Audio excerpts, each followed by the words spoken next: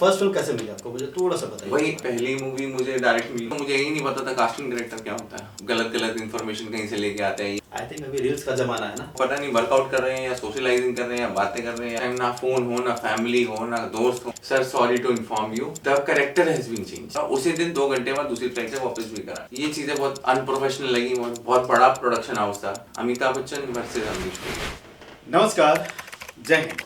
जी हाँ दोस्तों, मैं संतोष सागर स्वागत करता हूँ आपको हमारी इस प्रोग्राम फिल्मी चाय में। जी हाँ, आपको याद होगा कि मैं इस फिल्मी चाय के प्रोग्राम में हर किसी न किसी एक नए शख्सियत के साथ मीटिंग करवाता हूँ, यानी उनसे आपकी मुलाकात करवाता हूँ, आपको रूबरू कराता हूँ, जो अपने लाइफ और अपने पर्सनालिटी के बारे में आपसे बात करते हैं, आपसे शेयर करते हैं अपने विचारों को, और वो सिर्फ और सिर्फ एक चाय की चुस्की लेते हुए। जी हाँ, क्योंकि चाय के साथ हमारा एक फ्लेवर है, हमारा एक टेस्ट है, थोड़ी मीठी और थोड़ी कड़वी। तो चलते हैं, आज हम आपको जिनसे मिलाने वाले हैं, नाम नहीं बताऊंगा, पहले हम डायरेक्टली उनसे मिलते हैं, फिर हम उनसे बातें करेंगे और खुद वो अपने बारे में बताएंगे कि वो कौन है और क्या करते हैं और कितना आगे काम कर रहे हैं। सो प्लीज वेलकम है mister Rocky Mahajan ji, please कम।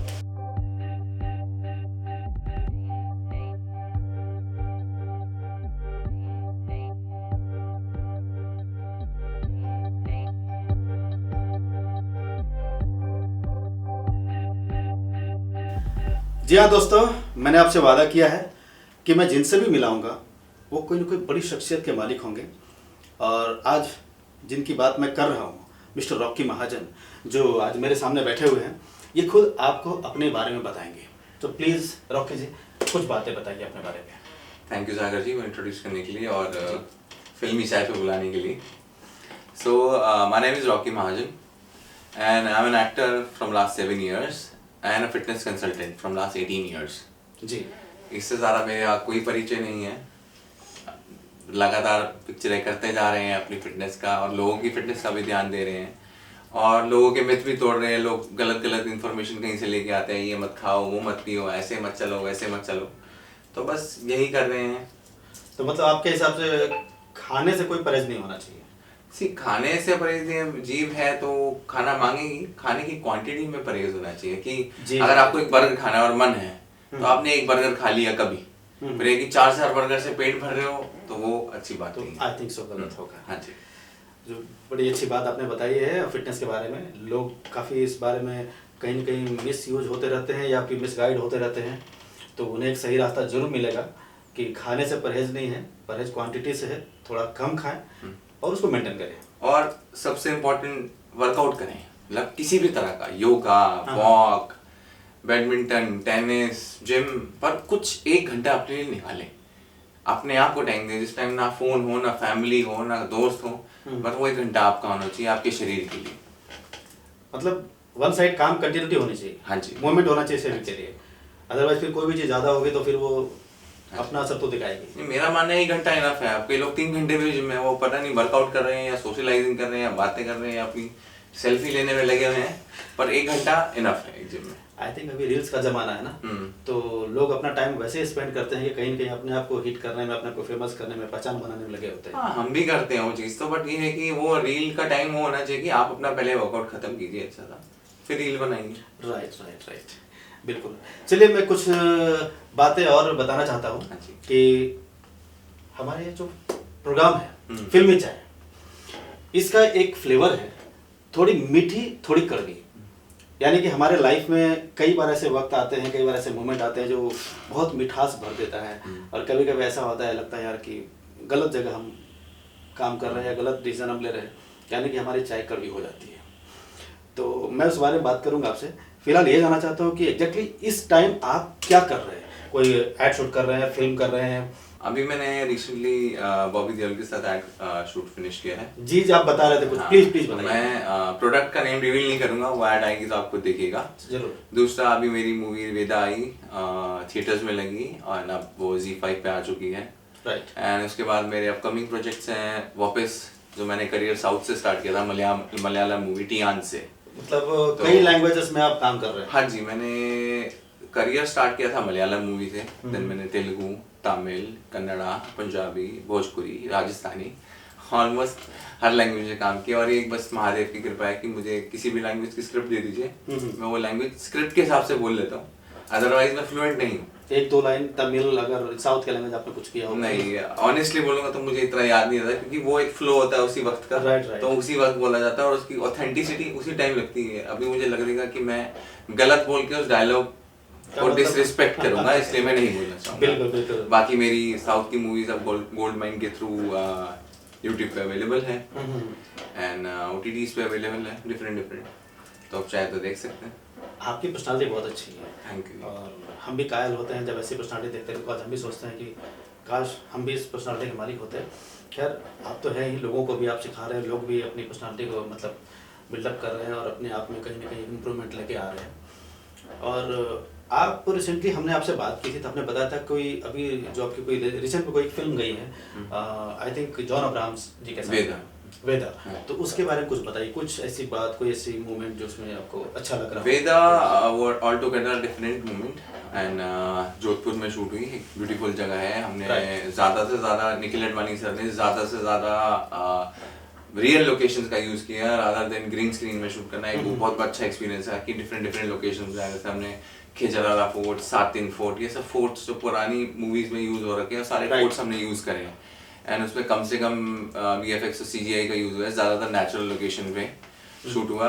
सारी टीम बहुत अच्छी थी, इट वाज लाइक 1.5 महीने का शूट था, बहुत फन एक्सपीरियंस था, बहुत मजा आया। एग्जैक्टली क्या रोल था उस फिल्म में, थोड़ा बताइए इस बारे में। बेसिकली उसमें मैं आई एम द, उसमें बोला जाता है man Friday, means main guy of Abhishek Banerjee, जो उसमें हमारे हुकुम है। ओके। तो हुकुम का गुलाम, और उसी कैरेक्टर पे मेरी एक राजस्थानी मूवी आ रही है, उसका नाम भी हुकुम है, जिसमें मैं हूँ गुलाम। तो वो वहीं से कैरेक्टर उठाया गया, उस टीम ने वो वेदा देखी और वहां से वो कैरेक्टर उठाया, दे साइन मी अप, एंड वो पिक्चर में अभी खत्म कर गया हूं अगेन इन जोधपुर। मतलब कभी कभी कोई लोग आप लोग का वो फेमस हो जाता है या लोगों को पसंद आता है तो कंटिन्यू उसी कैरेक्टर को दूसरे फिल्म के लिए भी यूज करते हैं। फेमस नहीं कह सकते, हाँ एक कैरेक्टर है, मेरे लिए इंपॉर्टेंट कैरेक्टर है, बट उसको किसी ने देखा, अब वेदा में उसको किसी और नजर से देखा गया, वो राजस्थानी पिक्चर में उसने किसी और नजर से देखा, उसमें मेरा कॉस्ट्यूम चेंज किया और उसको और बड़े स्केल पे बना दिया उसका। राइट। एड फिल्म के बारे में आप बता रहे थे कुछ बॉबी देओल साहब से, उस बारे में कुछ बताइए, क्या किस तरह का एड था वो? वो एक प्रोडक्ट का एड है जिसमें हम एक्शन कर रहे हैं दोनों, तो great experience working with Bobby Deol, and बहुत अच्छा इंसान है। मतलब मेरे हार्नेस के शॉट चल रहे थे तो ही वाज लाइक कंसर्न, यार काफी देर वो हार्नेस पे है, राइट, तो थोड़ा ध्यान दो, फटाफट करो। काफी दिक्कत होती होगी हार्नेस पे, आई थिंक। नहीं, I am very used to with the action, जैसे मैं मार्शल आर्ट्स ट्रेंड हूँ, क्रव मागा ट्रेंड हूँ पहले से, ओके ओके, देन लांचाक्स, सोर्ड्स, नाइफ्स, इनसे मुझे वैसे ही खेलना आता है। किसी भी, जैसे मेरी मूवी है एक्शन तमन्ना भाटिया और विशाल रेड्डी के साथ, उसमें मेरे बाइक स्टंट्स हैं, कार स्टंट्स हैं, एक्शन सीन्स हैं, वो मैंने सब खुद ही करे। तमन्ना जी के साथ आपने काम किया? हाँ जी। मुझे ऐसा ये मेरा पूछने का जिम्मे कि आप एक अच्छा पर्सनालिटी के मालिक हैं और आप जॉन अब्राहम के साथ काम कर रहे हैं, बॉबी देओल के साथ काम कर रहे हैं, दोनों ही अच्छे पर्सनालिटी के मालिक हैं, तो आपको इनके बीच मतलब क्या फील होता है, कैसा लगता है कि वो ऑलरेडी पूरी दुनिया उनकी मतलब दीवानी है? हाँ सी, बॉबी देओल सर के साथ तो ज़्यादा बात हो नहीं पाई क्योंकि एड शूट एक ही दिन का होता है। हाँ यस, जॉन अब्राहम सर के साथ इतने दिन रहा, it was a great experience. उनके साथ फिटनेस की बातें शेयर हुई, देन वो भी एनिमल लवर हैं, मैं भी एनिमल लवर हूँ, एक वो भी एक बॉन्डिंग बन गई, एंड वेरी वेरी हम्बल गाय। मतलब मैं एक सीन शेयर करना चाहूँगा प्लीज। वेदा से ही, लाइक ऑब्वियसली हम एक्टर्स हैं, किसी को कुछ क्लीन करना है, कुछ करना है तो वो किसी को बोलेगा भाई तू कर दे, बट एक सीन में बॉबी देओल सर को मेरा हाथ पकड़ के गिराना था, एंड वहाँ गर्मी थी तो मेरा हाथ स्लिप हो रहा था। ओके। तो उन्होंने पर्सनली टिश्यू लेके मेरा हाथ क्लीन करा, and I was like sir क्या कर रहे हो आप, क्या कर रहे हो, आई विल डू इट। तो वो मेरे लिए ग्रेट एक्सपीरियंस है कि कितने हम्बल है। मतलब ओके नहीं, ही सेड कि I am doing it for my self, मेरा सीन अच्छा आना चाहिए, तुम थोड़ा ठीक से करते हैं, कोई प्रॉब्लम नहीं है। एंड बड़े फॉर्म गाए हैं, वो मिलते हैं एकदम हक करके मिलते हैं, हमेशा स्माइल करते रहते हैं, बहुत पॉजिटिव पर्सनालिटी है। तो हम तो हमेशा धूम के टाइम से उनके फैन थे, उनको देख के बॉडी हमने भी बनाई और वो सामने मिल गए तो we were like starstruck. 100% बिल्कुल। अरे ये एक मौका होता है जब हमें लगता है कि काफ़ी मतलब अपने लाइफ में एक बहुत ही ट्विस्ट वाला चीज़ होता है। ये सही बात बता रहे हैं। मुझे थोड़ा सा बताइए आपके फ्यूचर का प्लान के बारे में, मतलब फ्यूचर में आपने क्या सोचा है? एज ए एक्टर कंटिन्यू करेंगे आप, या स्टंट होगा, या एक्शन करेंगे, या फिर आप फिटनेस के प्रति कुछ आपका?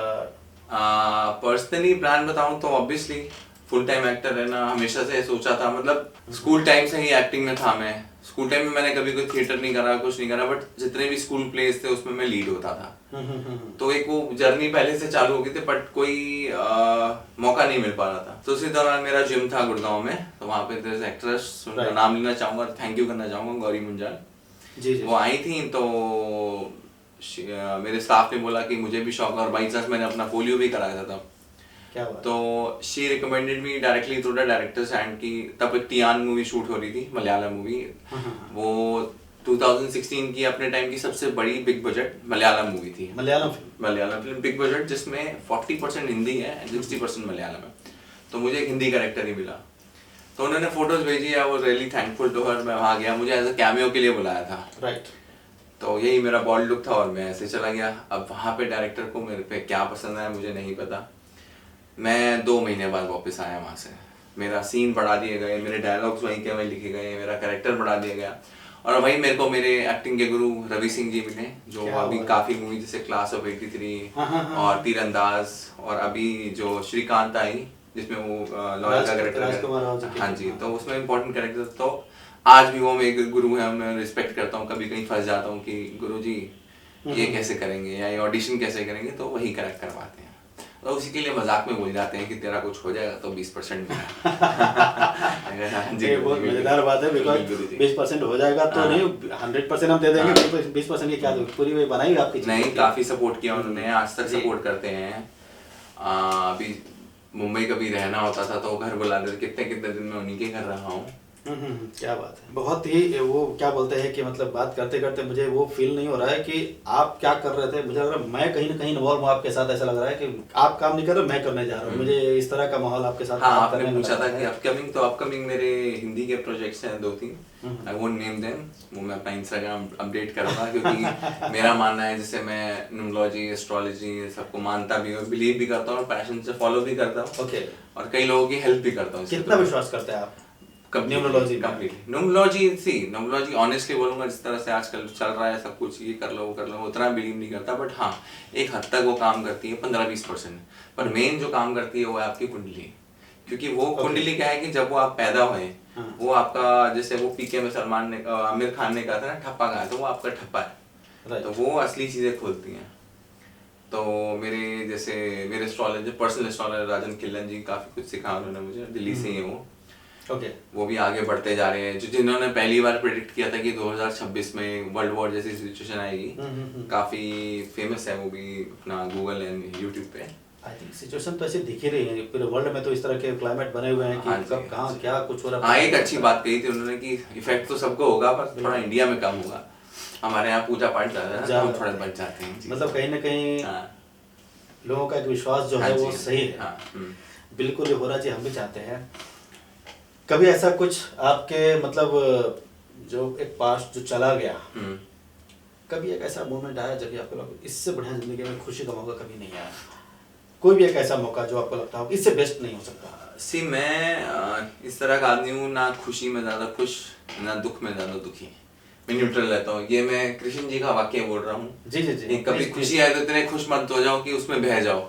राइट। ठीक है। और इतने दुखी मत हो कि उसमें भी बह जाओ। मतलब मेंटेन करो, उससे मेंटेन करो। मेरे हिसाब से खुशी को जीना आना चाहिए, और दुखी वाले दिन को मैनेज करना आना चाहिए।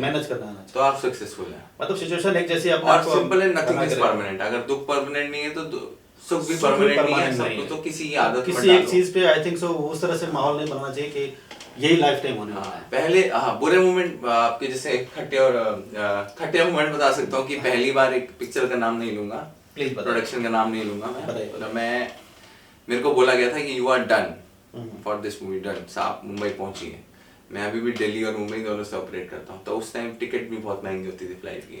मैं 20,000 की फ्लाइट करके, मैं एक हफ्ते से पहले से पूछा था कि प्रोडक्शन से कॉल नहीं आया, कॉस्ट्यूम से कॉल नहीं आया, नहीं sir you come, shoot is there.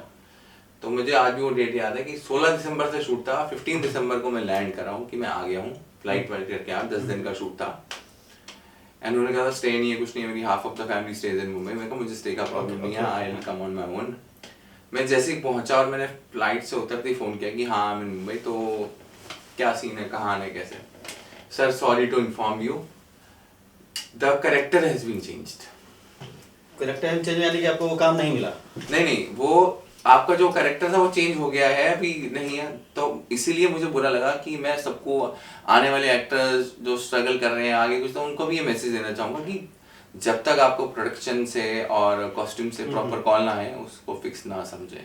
ज़रूरी नहीं है हर कोई आपको एडवांस देगा, वो इम्पोर्टेंट है, कभी कभी है, कभी कभी नहीं भी है, पर इम्पोर्टेंट है कि कॉस्ट्यूम और प्रोडक्शन आपको कॉल कर रहे हैं, सिर्फ कास्टिंग वाले से बात होने के बाद ओके मत समझिएगा, जब तक आपको प्रोडक्शन से और ये कॉस्ट्यूम से फाइनल कॉल ना है। मैं कहूँगा मेरी ही गलती थी, मैं भी नया नया था और बहुत बड़ी फिल्म थी। जी जी बिल्कुल बिल्कुल। बट वो बहुत बड़ी फ्लॉप भी हुई, तो मैं खुश भी हो गया कि चलो अच्छा ये नहीं किया।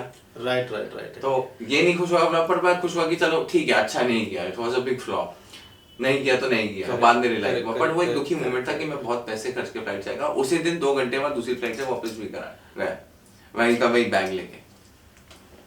तो ये चीज़ें बहुत अनप्रोफेशनल लगी, बहुत बड़ा प्रोडक्शन हाउस था और वो अनप्रोफेशनलिज्म ने मुझे बहुत हर्ट किया। उसके बाद से मैंने भी ध्यान देना शुरू किया कि क्या क्या प्रोटोकॉल्स फॉलो करनी चाहिए आगे बढ़ने से। Right right. यानी कि आपने मेरे एक सवाल में 3 सवाल का जवाब दिया। हाँ जी। हमने तो सोचा था कि आगे मैं पूछूंगा तो आपके जवाब तो पहले ही आ गए मेरे हाँ पास जी। कि हैप्पी मोमेंट तो मुझे मिले ही मिले। हाँ।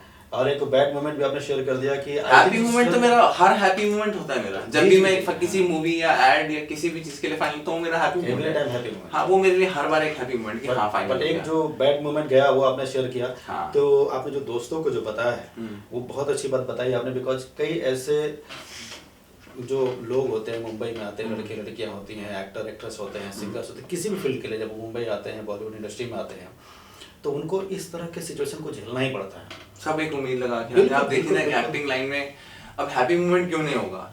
उस एक कैरेक्टर पे शायद कितने ही लोग ट्राई कर रहे होंगे, हजारों लाखों होते हैं, और मैं दिल्ली रह के मुझे बुलाया जाता है वहां सो से, कॉस्टली हाँ फ्लाइट का हाँ, टिकट सब कुछ करके, और मुंबई में आता जाता रहता हूँ, रेगुलर नहीं रहता हूँ honestly। राइट राइट राइट पर मुझे दिल्ली से इतना काम मिला, साउथ भी मुझे दिल्ली से ही मिला और बॉलीवुड मुझे दिल्ली से मिला, तो मैं आता जाता रहता हूँ। हाँ, बस प्लानिंग है आने वाले कमिंग साल में 2025 में मैं कंप्लीटली शिफ्ट हो जाऊंगा, क्योंकि काफी काम में छूट जाते हैं मेरे, कंटिन्यूटी मिस हो जाते नहीं होने हैं की वजह से। राइट राइट कि मैं अवेलेबल नहीं हूँ, तो मैं वो काम भी नहीं, क्योंकि इतने बड़े बड़े प्रोजेक्ट मुझे टच कर रहे हैं और मेरी अवेलेबिलिटी की वजह से चले जा रहे हैं, तो वो मुझे दुख लगेगा। Right right right.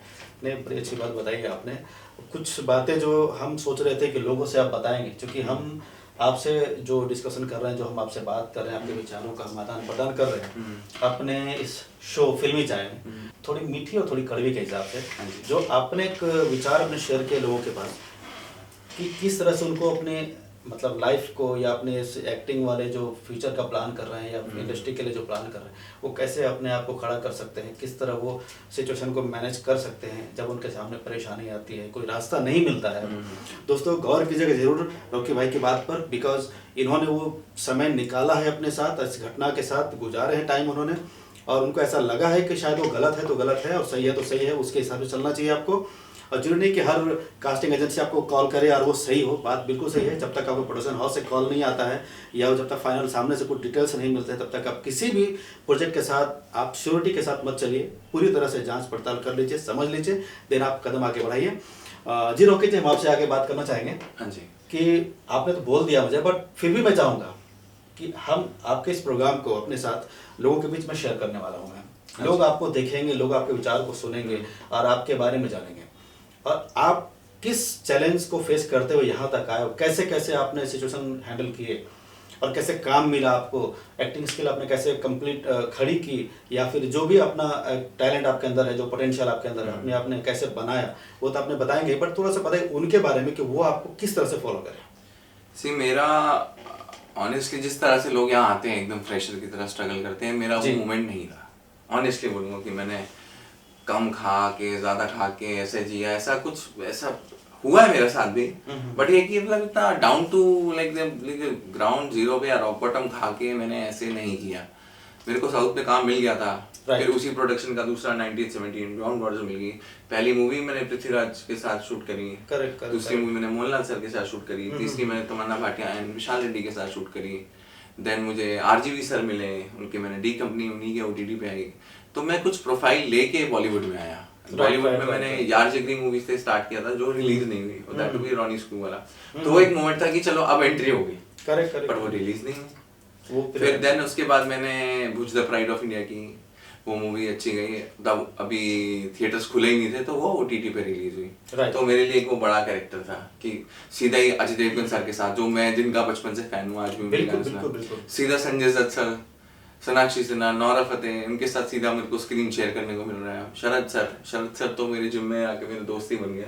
हमने स्क्रीन शेयर नहीं करी बट हम जिम में मिले और तब बातचीत हुई कि हम भी भुज में थे, तो एक दोस्ती का सिलसिला चल पड़ा था। बिल्कुल बिल्कुल बिल्कुल बिल्कुल। फिर तो ऐसे ही करते करते रहा, तो ऐसे ही काम मिला, स्टिल स्ट्रगल कर रहे हैं, मेहनत में लगे हुए हैं। अब ये कि मैं सबको बस यही मैसेज देना चाहूँगा कि अपने क्राफ्ट पे काम करो। चलो बॉडी है, सब कुछ है, मैं भी करता हूँ मेहनत, पर अपने क्राफ्ट पे काम करो, एक्सप्रेशन पे काम करो, अपने आप को वाइब्रेशंस दो और फेस की, आईज की एक्सरसाइज करो, फेस को हिलाते रहो। ताकि बात ये सही है कि कैमरा सब कुछ पकड़ लेता है, तो जो आपके मन में चल रहा है वो कैमरे में दिख जाएगा। जरूरी नहीं आपको हर बार टेढ़ा मुंह करके उसे एक्ट करके दिखाना है। तो बॉडी तो ठीक है बट मैं अपनी क्राफ्ट पे भी काम करता रहता हूँ। मैं भी नहीं कहता बहुत अच्छा मैं एक्टर बन गया। तो every day is a new day, every day is a learning. Right. तो मेरी लर्निंग तो सेट पे ही हुई। मैं तो ऐसे करके सेट पे कैसे फॉलो करते हैं, I like how you follow the hierarchy, ऊपर कौन है नीचे कौन है। वीडियो पे 3 मूवीज तक तो मुझे यही नहीं पता था कास्टिंग डायरेक्टर क्या होता है, क्योंकि पहली मूवी मुझे डायरेक्ट मिली आपको। दूसरी मूवी मुझे उसी प्रोडक्शन की मिली। तीसरी मूवी मुझे एक्शन मास्टर ने रिकमेंड कर दिया, अनब्रू, जो मेरे फेवरेट एक्शन डायरेक्टर हैं। Anbariv and Anbariv, they are together called Anbariv. ये साउथ फिल्म इंडस्ट्री से। हाँ जी जी। तो 3 मूवीज तक तो मुझे कास्टिंग डायरेक्टर नहीं पता था। मेनली मुझे बॉलीवुड में आके, अब तो बॉलीवुड क्या टॉलीवुड, इंडियन फिल्म इंडस्ट्री हो गई, बट तब बॉलीवुड और टॉलीवुड था, तो पता चला कि कास्टिंग डायरेक्टर होते क्या हैं। फर्स्ट फिल्म कैसे मिली आपको, मुझे थोड़ा सा बताइए। वही मैंने बताया ना, गौरी मंजाल के थ्रू उन्होंने मेरी पिक्चर्स, मैंने शूट कराया ही था नहीं ना। ओके। तो जिम में आती थी, मेरे स्टाफ ने बोल दिया सर को शौक है, उन्होंने डायरेक्ट मेरी पिक्चर्स वहाँ भेज दी डायरेक्टर के हाथ में। वो जानती थी, डायरेक्टर सेड ओके बोला लो। हाँ, ये किस्सा मैं शेयर करना चाहूँगा। मैं सनी देओल सर से मिला नहीं हूँ कभी, okay, but Sunny Deol sir का बहुत बड़ा योगदान है मेरी जिंदगी में। क्या बात है, क्या कि प्लीज बताइए। मेरे को बोला गया था कुछ रिकॉर्ड करके भेजो। ओके। अब मैंने कुछ भी नहीं किया कभी। अब स्कूल प्ले थोड़ा रिकॉर्ड करके भेजता था। राइट। अब मुझे कुछ नहीं सूझा तो मैंने मजदूर का हाथ है दिया, रिकॉर्ड करके भेज दिया। जितना फेमस डायलॉग है सनी साहब का, एंड वो उसी भाव में भेजा एंड आई गॉट सिलेक्टेड। क्या बात। मैं इसलिए बोला कि महादेव मतलब कृपा है। सनी साहब के डायलॉग सिर्फ उनके अपने फेमस होने के लिए नहीं, हर किसी के काम के लिए है। तो वो उससे मुझे पहली, दूसरी, तीसरी, उसके बाद मैंने आपको जैसा मैंने कहा कि मैंने ऑडिशन भी उतने नहीं दिए थे। ऑडिशन अब करने लगा हूँ कि ऑडिशन का महत्व क्या है, कास्टिंग डायरेक्टर क्या है, मुझे अभी जाके पता चला है। बाकी साउथ में मैंने बिना कास्टिंग डायरेक्टर से काम किया। करेक्ट। एक चीज़ मैं जरूर पूछना चाहूँगा कि चलिए आपकी एक पर्सनालिटी, आपकी हाइट है और आपके पास लुक है और आपने अपने आप पे वर्क किया है, तो आप फोटोग्राफ्स में भी दिखते हैं, वीडियोग्राफ जाकर वीडियोज हम बनाते हैं तो भी आप उसमें दिखते हैं, रील्स में बनाएंगे या फिर आप ऑडिशंस के वीडियो बनाएंगे तो भी आप दिख जाते हैं। तो लोग एक बार ऑप्शन ले लेते हैं कि भाई इनका हम इस रोल में सेलेक्ट कर सकते हैं। जिनकी हाइट कम हो, जिनकी बॉडी पर्सनालिटी उतनी नहीं हो, उनको कैसे, मतलब इस इंडस्ट्री में आना हो तो कैसे आ सकते हैं? सर उनका राइट सबसे बड़ा एग्जांपल है नवाजुद्दीन सिद्दीकी सर। जी जी जी। ना उनके पास बॉडी है, ना उनके पास हाइट है, बट वो एक कमाल के कलाकार हैं। करते बस मेरा यही है, काम करते जाओ, काम को ना मत करो। अगर आपको लगता है कि ये थोड़ा या ऊपर बजट हो रहा है और आप इसको अच्छा परफॉर्म कर सकते हो, आपको स्क्रीन टाइम मिल रहा है। अब ये मुझे सिखाया था अरुंधति सिंह एक्टर, उन्होंने सिखाया मुझे कि मैंने उनसे ऐसे पूछा था, सेकंड मूवी कर रहा था 1971 बियॉन्ड बॉर्डर, राइट। तो उसमें वो गुड पाकिस्तानी ऑफिसर थे मोहनलाल सर के अगेंस्ट, और मैं बैड पाकिस्तानी ऑफिसर था। तो मैंने कहा sir how you select your roles, तो मैंने कहा आई सी द इम्पोर्टेंस। अगर मेरा 2 मिनट का भी रोल है पर अगर वो पिक्चर के लिए इम्पोर्टेंट है तो आई से यस, और अगर चाहे मेरा बहुत बड़ा रोल है, पिक्चर की इम्पोर्टेंट नहीं है, इम्पोर्टेंस नहीं है, आई से नो। तो वही कॉन्सेप्ट मैं आज तक पकड़ के चल रहा हूँ कि इम्पोर्टेंट कितना है वो कैरेक्टर, उसका नाम है कि नहीं। मेरा तरीका है सिलेक्शन करने का कि राइट मैन 1 गाय 2 गाय करके तो मैं नहीं करूँगा। हाँ, उसका नाम है, कोई बैक स्टोरी भले ना हो, बट उसका एक नाम है, उसका एक आइडेंटिटी है जो मेरे को सूट कर रही है, वो मैं करूँगा। हाँ, कई बार कास्टिंग डायरेक्टर रैंडम भेज देते, नहीं सर करके भेजिए, और वो पढ़ने का लगता है तो मेरे पे सूट नहीं कर रहा, तो मैं डायरेक्टली उसे मना कर देता हूँ कि ये मेरे पे नहीं जा रहा है। आप जिस तरह का कैरेक्टर बोल रहे हो मेरे पे जा ही नहीं रहा है, मतलब उसकी पर्सनालिटी मेरी पर्सनालिटी मैच ही नहीं कर रही। एंड मैंने मूवीज में आया था, मेरे इंस्पिरेशन थे, पता नहीं सबको अजीब लगा, अमरीश पुरी सर। अमरीश पुरी सर, हाँ जी, मेरी इंस्पिरेशन हमेशा से वही थे। मुझे वो 2 शॉट हर पिक्चर में अच्छा लगता था। Amitabh Bachchan versus Amrish Puri, Amitabh Bachchan versus Amrish Puri. मेरे लिए काफी वो एक बेस्ट टू शॉट होता कि भाई ये एक जोड़ी, मतलब जोड़ी मजेदार है। मतलब मेरे लिए हीरो हीरोइन की जोड़ी इतनी इंपॉर्टेंट नहीं थी, नहीं, लेकिन ये- Amitabh Bachchan and Amrish Puri, hero and villain की जोड़ी हाँ आपको जी। बहुत अच्छी लगती है। तो इसलिए मैं बॉल्ड लुक भी पसंद करता हूँ। अमरीश पुरी सर जी के बाल थे ही नहीं कभी, उन्होंने अपनी लुक्स पे काम किया, कभी ये लुक कभी वो लुक, ऐसे ही मुझे बड़ा मजा आता है।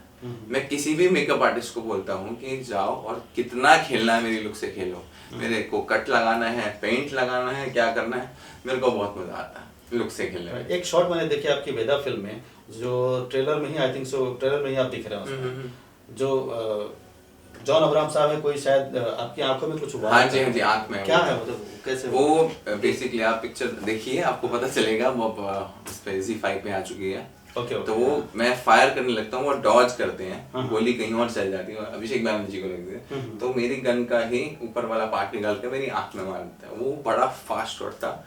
आमिन खातिम सर एक्शन डायरेक्टर थे, उन्होंने अच्छा, शूट किया, काफी अच्छा रहा। टीम बहुत अच्छी थी, मेकअप टीम की, ग्रेट एक्सपीरियंस। दोस्तों, मैं आपसे एक बात जरूर कहना चाहूँगा कि हम ऐसे ही आपको बड़े बड़े शख्सियत के साथ बातें कराऊंगा, और सिर्फ बड़े ही नहीं, हर वो शख्स के साथ आपकी मीटिंग कराऊंगा, हर वो शख्स से आपके मैं सामने लेके आऊँगा उनको, जिनसे आपके लाइफ में या हमारी लाइफ में कुछ ना कुछ चेंजेस जरूर आएगा। और ये चेंजेस कैसे आता है, किस तरह आता है, आपके सामने होगा। आप जरूर देखिएगा, सोचिएगा, समझिएगा, और इस फिल्मी चाय इसको लाइक, शेयर, सब्सक्राइब भी कीजिएगा, क्योंकि हमेशा कुछ ना कुछ नया टेस्ट और नया फ्लेवर हम लेके आपके लिए आते रहेंगे। सो धन्यवाद दोस्तों, थैंक यू।